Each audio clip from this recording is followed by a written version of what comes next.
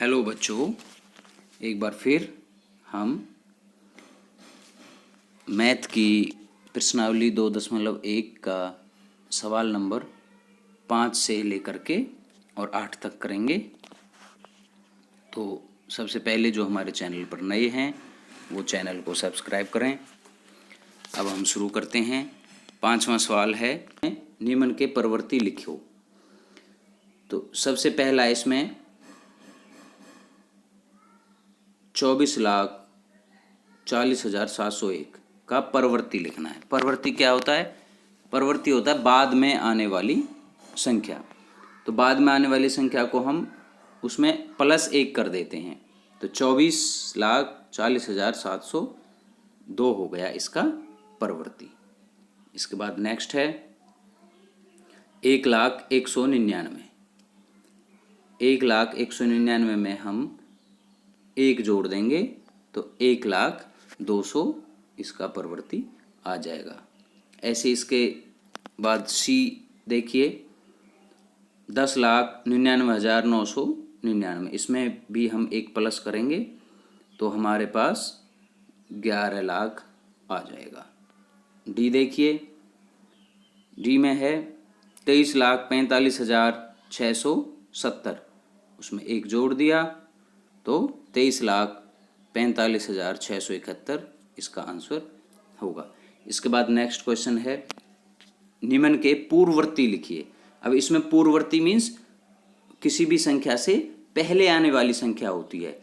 तो पूर्ववर्ती निकालने के लिए हम क्या करते हैं, उस संख्या में से 1 को घटा देंगे। तो 94 का पूर्ववर्ती क्या होगा?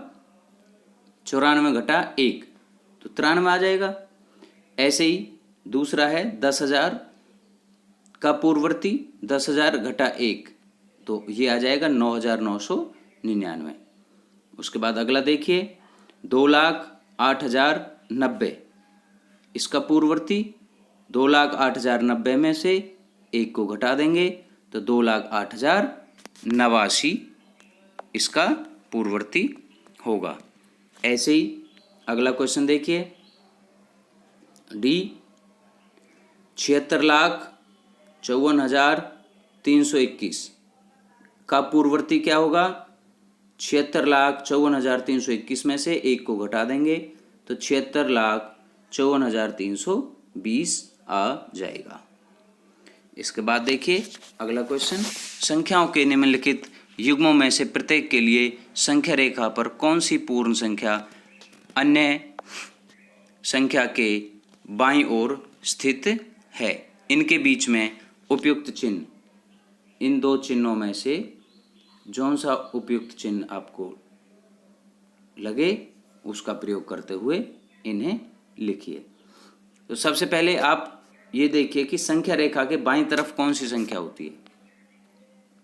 संख्या रेखा के बाईं तरफ जो संख्या होगी वह संख्या छोटी होती है। तो आप इनको पहले जांच कीजिए कि कौन संख्या इनमें बड़ी है कौन छोटी है, तो आप इसको आसानी से कर सकते हो। पहला देखिए ए 530 और 503,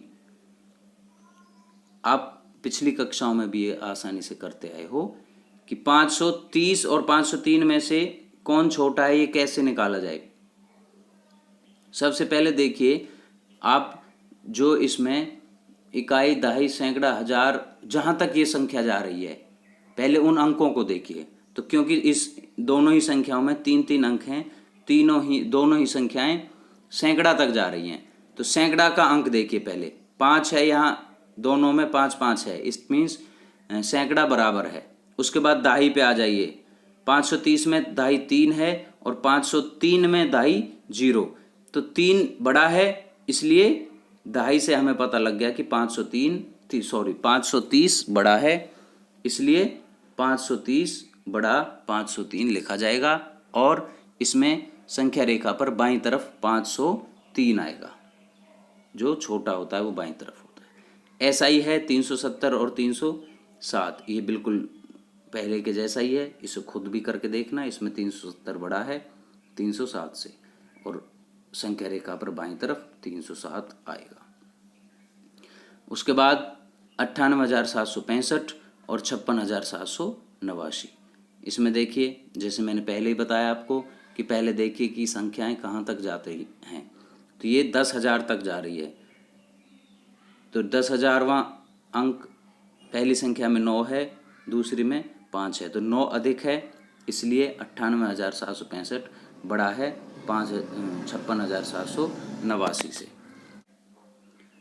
डी देखिए, डी में पहली संख्या है 98,30,415 और दूसरी संख्या है 1,23,001। तो दूसरी संख्या करोड़ तक जा रही है, पहली लाख तक है, तो ये दूसरी संख्या जो 1,23,001 वाली बड़ी होगी। इसमें 98,30,415 छोटा है 1,23,001 से, तो 98,30,415 बाईं तरफ होगा संख्या रेखा पर। अब अगला क्वेश्चन देखिए, अगले क्वेश्चन में सत्य और असत्य बताने हैं। पहला क्वेश्चन देखो, शून्य सबसे छोटी प्राकृत संख्या है। अब आप स्मरण कीजिए कि प्राकृत संख्याएं कहाँ से शुरू होती हैं? 1 से शुरू होती हैं। 1, 2, 3, 4 ये प्राकृत संख्याएं होती हैं। वो कह रहा है कि शून्य सबसे छोटी प्राकृत संख्या है। भाई शून्य तो प्राकृत संख्या है ही नहीं, इसलिए शून्य सबसे छोटी प्राकृत संख्या नहीं हो सकती, तो ये असत्य है। अगला क्वेश्चन देखिए, 400 संख्या 399 का पूर्ववर्ती। 399 का पूर्ववर्ती क्या होता है? 399 में एक कम करें तो क्या आएगा पूर्ववर्ती 399 का? 398। लेकिन ये कह रहा है कि 400 399 का पूर्ववर्ती है, तो ये भी असत्य है। इसके बाद शून्य सबसे छोटी पूर्ण संख्या है, ये बिल्कुल सही है। क्यों? क्योंकि पूर्ण संख्याएं शून्य से ही शुरू होती हैं, 0 से शुरू होती हैं, इसलिए शून्य सबसे छोटी पूर्ण संख्या है, ये सत्य है। 600 संख्या 599 का परवर्ती है। परवर्ती मीन्स एक अधिक, तो 599 में एक जोड़ देंगे तो कितना आ जाएगा? 600 आ जाएगा ना, तो ये बिल्कुल ठीक है। 600 599 का परवर्ती है, ये सत्य है। उसके बाद सभी प्राकृत संख्याएं पूर्ण संख्याएं हैं। प्राकृत संख्याएं देखिए, प्राकृत संख्या क्या होती हैं? 1, 2, 3, 4 और अनगिनत तक। और पूर्ण संख्याएं क्या होती हैं? 0, 1, 2, 3, वो 0 से शुरू होती हैं। तो देखिए, जो पूर्ण संख्याएं हैं उनके अंदर ही हैं ये प्राकृत संख्याएं। यदि पूर्ण संख्याओं में से 0 को हटा दें तो वो सारी प्राकृत संख्याएं रह जाती हैं, इसलिए हम कह सकते हैं कि सभी प्राकृत संख्याएं पूर्ण संख्या भी हैं। F, क्या सभी पूर्ण संख्याएं प्राकृत संख्याएं हैं? जी नहीं, सभी पूर्ण संख्याएं प्राकृत संख्या नहीं है, क्योंकि जो शून्य पूर्ण संख्या है वह प्राकृत संख्याओं में नहीं आता है, तो ये असत्य है।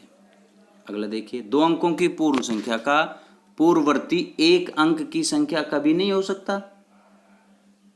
बिल्कुल हो सकता है, ये असत्य है। उदाहरण हम देते हैं आपको, 2 अंकों की संख्या 10 ले लीजिए, ठीक है। 10 का पूर्ववर्ती क्या है? 10 घटा 1 9 है, तो ये 1 अंक की संख्या आ गया, और वो कह रहा है कि कभी 1 अंक नहीं हो सकता, इसलिए ये असत्य है।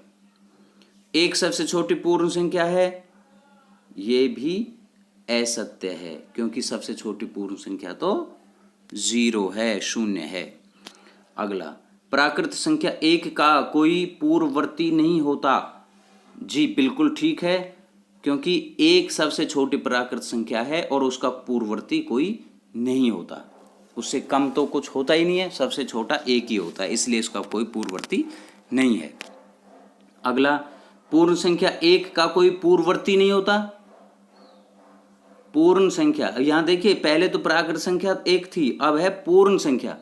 तो पूर्ण संख्या 1 से छोटी संख्या होती है, 0 होता है, इसलिए पूर्ण संख्या 1 का पूर्ववर्ती होता है 0, तो ये असत्य है। अगला देखिए कि पूर्ण संख्या 13 संख्याओं 11 और 12 के बीच में स्थित है। ये बिल्कुल गलत है। 11 और 12 के बीच में 13 नहीं आता है, वो तो 12 के बाद आता है। तो ऐसा पूर्ण संख्या 0 का कोई पूर्ववर्ती नहीं होता। बिल्कुल ठीक है, 0 सबसे छोटी पूर्ण संख्या है, उससे उसका पूर्ववर्ती नहीं हो सकता। 2 अंकों की संख्या का परवर्ती सदैव 2 अंकों की ही संख्या होता है। जी नहीं, बिल्कुल असत्य है ये बात। 2 अंकों की संख्या ले लिए हमने, 99 ले लिया, इसका परवर्ती जमा 1 कर दिया, क्या हो गया 100। और वो क्या कह रहा है कि 2 ही अंकों की संख्या रहता है, वो सदैव 2 अंकों की संख्या नहीं, वो 3 अंकों की संख्या भी हो सकता है, इसलिए असत्य है। बच्चों, इस एक्सरसाइज को आप अच्छे से कर लीजिएगा। अगली वीडियो में हम प्रश्नावली 2.2 लेकर आएंगे।